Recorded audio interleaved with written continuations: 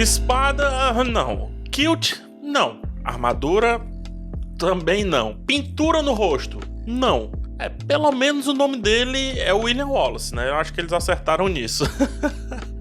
Coração Valente é um filme de 1995, dirigido e protagonizado por Mel Gibson. Muitos aceitam esse filme como sendo o melhor da sua carreira após ele ter vencido 5 Oscars, incluindo melhor direção e melhor filme. Coração Valente é sucesso de crítica, de público, mas entre os historiadores pode ser sucesso no sentido de apego, porque historicamente ele não é preciso. Na verdade, ele é um dos filmes mais imprecisos historicamente falando de todos os tempos. Não seria errado dizer que quase todas as informações históricas do filme são, para dizer no mínimo, deslocadas, estranhas, né? Seria mais fácil fazer um vídeo dizendo o que é verdade dentro dessa ficção. E eu aproveito isso para dizer 2 coisas sobre o quadro Verdade ou Ficção. Uma delas é que não é porque um filme é historicamente impreciso que ele seja ruim. O filme, ele é filme, a história, ela é história. E esse quadro vem de maneira informativa, mais pro lado da história do que pro lado do filme, né? Jamais para desmerecer a obra aí do Mel Gibson, ou seja, de quem for.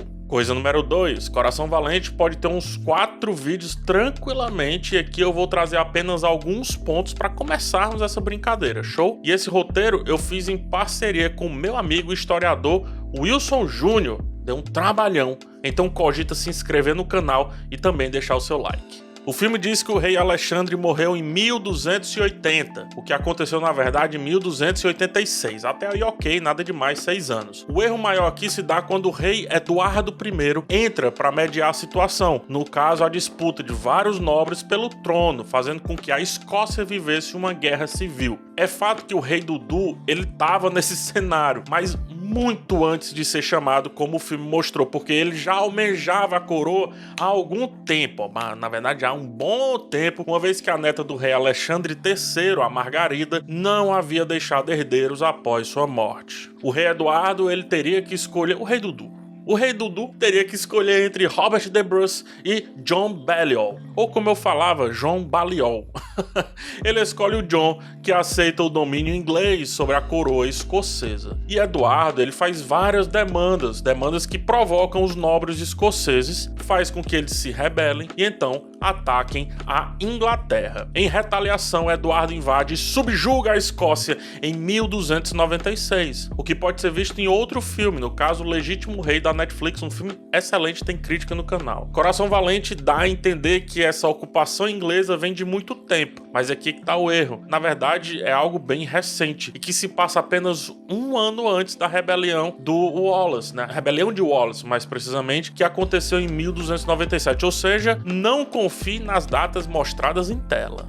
Goste, mas não confie. Esse erro histórico acontece porque o roteiro usa como fonte um poema épico escrito por Blind Harry no século XV, quase 200 anos após a morte de William Wallace. E como é típico nesses trabalhos, a ideia era ressaltar a figura mítica e heróica. O velho aumenta a história para ficar mais bonito, algo encomendado pelos nobres escoceses a fim de manter acesa a rivalidade para com os ingleses. Aqui uma série de coisas sobre o homem William Wallace e a sua história que o filme ele escolheu mostrar diferente. No filme ele é retratado como um homem do povo, né? Um camponês, porém ele era filho de um nobre, o que significava que ele tinha terras e que outras pessoas trabalhavam nessas terras para ele. Então William Wallace também era um nobre que provavelmente recebeu a educação militar, ou seja, ele não veio do nada como o filme pinta, né? Aquelas ideias, né? Porque ele era um cara iluminado, meu Deus do céu. Não, ele teve educação militar também. Para engordar a trama, eles matam a esposa do William Wallace e por isso a rebelião começa. Porém,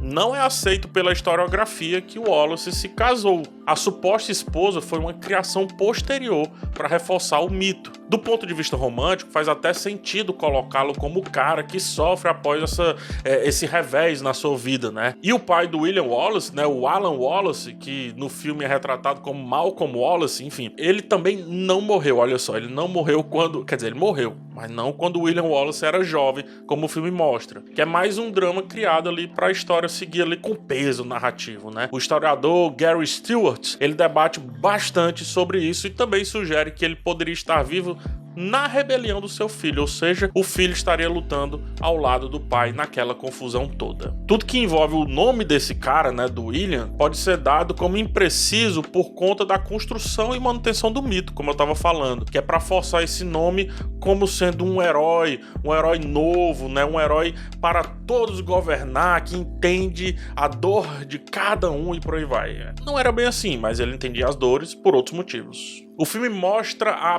Prima Nocte, que inclusive causa uma confusão. Só que a famigerada Prima Nocte, na verdade, ela não existiu, pelo menos não daquela forma, tá? É meio que um mito da Idade Média, reforçado séculos depois por relatos da literatura romântica. De novo, a literatura criada para contar história. A culpa é sempre do bardo.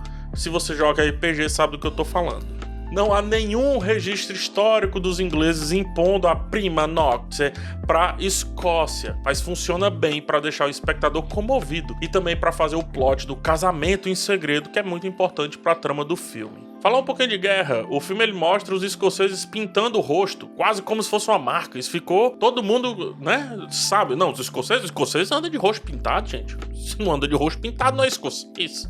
Porém, àquela altura, os escoceses, eles não pintavam o rosto em batalha, muito menos daquele jeito, tá? Essa era uma prática dos Pictos, um dos povos celtas que habitavam a região da Escócia e lutaram contra os romanos, né? Só que 900 antes do que foi mostrado no filme. Eu vou repetir 900 anos, tá? Muito tempo.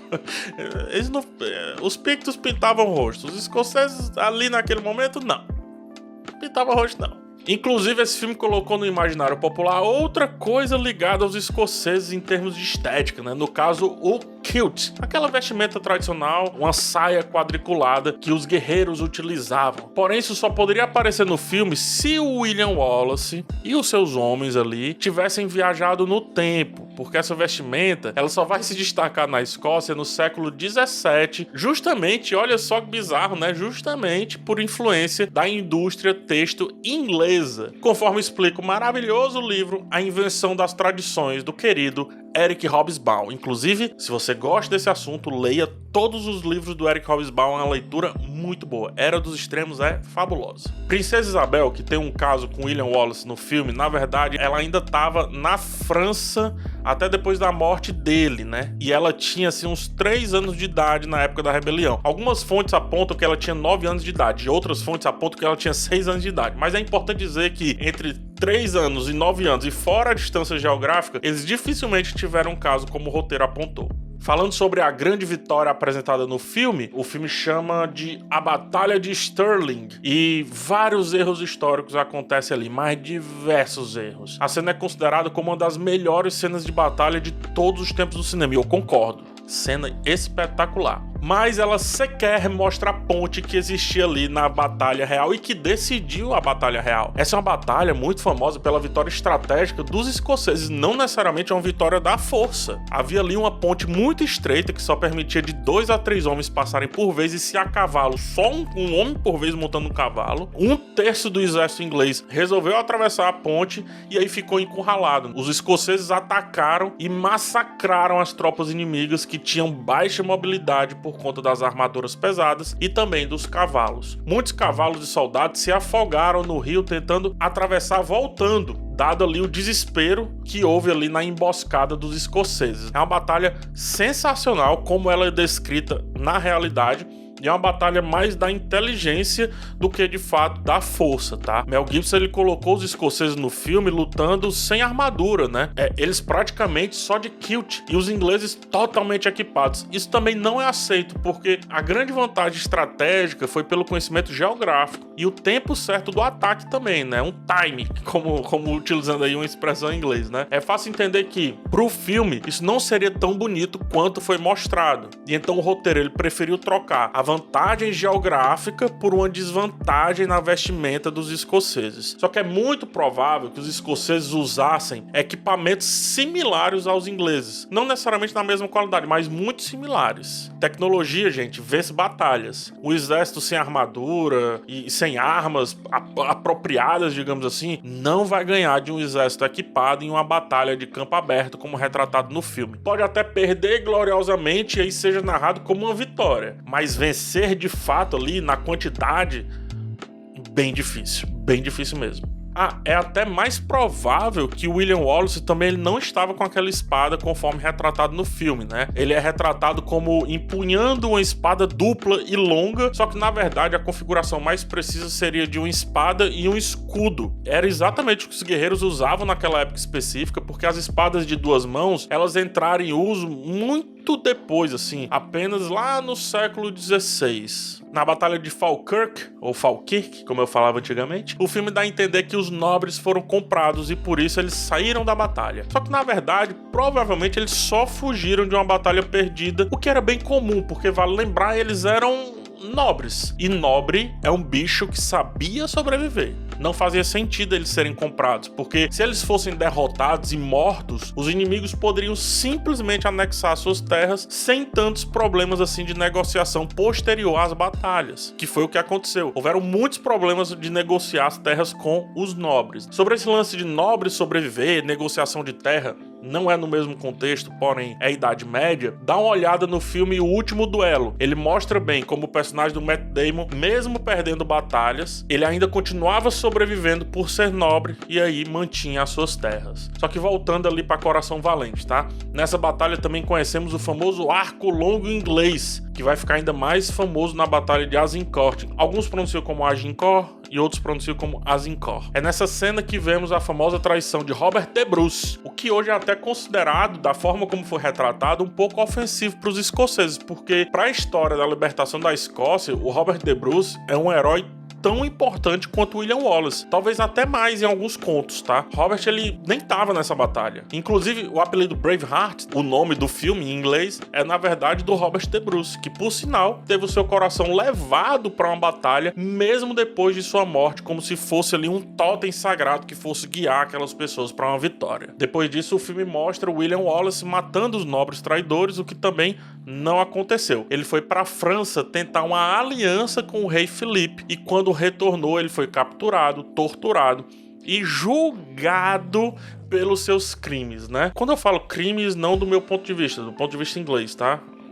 Que fique claro. Mas enfim, essa tortura, ela foi bem mais violenta do que o filme mostrou ali. Ele foi arrastado por cavalos, enforcado diversas vezes até desmaiar. O cara desmaiava, acordava, enforcavam de novo, né? Sua genitália foi arrancada, abriram a barriga dele para retirar as vísceras e só depois disso é que ele foi decapitado.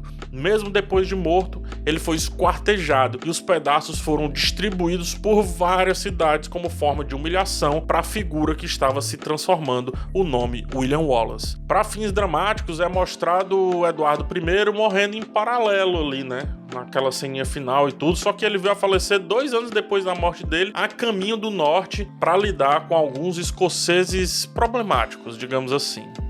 Muito obrigado por ter chegado até o final desse vídeo, espero que você tenha gostado. Cogita dar o like, se inscreve no canal e também dá uma olhada no meu clube de membros, que você me ajuda demais com R$ 2,99. Até a próxima e tchau!